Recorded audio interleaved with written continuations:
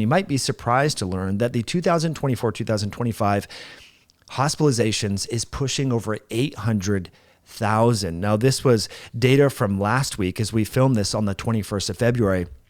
We don't have statistics for this week, but I'm sure you know in your workplace, in your school, in your peer group, it seems like everyone's sick. Like it's kind of crazy, right? Like everyone is sick, and not just kind of sick, like really, really sick. So we have 5 possible scenarios I'll share with you on the screen.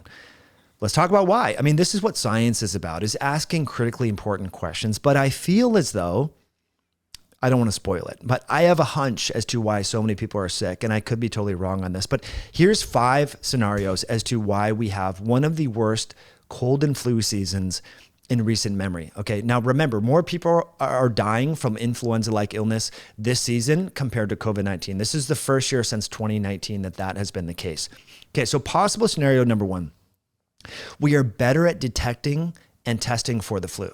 Right? That could be it. Remember when, it used to be 1 in 50 children were diagnosed with autism. Now it's 1 in 36, then 1 in 32. Everyone said, well, autism has always been around. The rate is not increased. We are just better at detecting autism. That's what a lot of people have said for a long time. Okay, fine, sure. That wasn't the case with autism.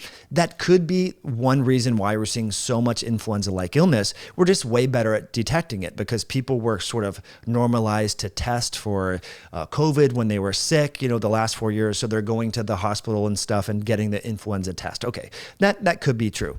Possible scenario number 2, this influenza strain is much more virulent compared to years past. Could it be that bird flu is now causing influenza-like illness and is going undetected? There are some people speculating that could be the case, that the avian influenza has now mutated. It's now not only affecting birds and pigs and cows, it's affecting humans, and it's really virulent, right? So that could be true. That's possible scenario number 2.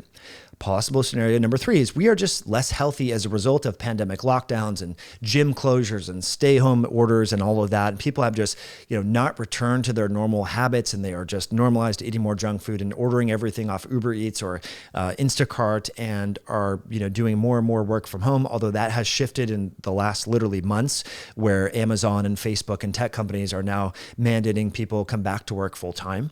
So that could be part of it. And I think ultimately, when we look at this, it's going to be all of these factors coming together.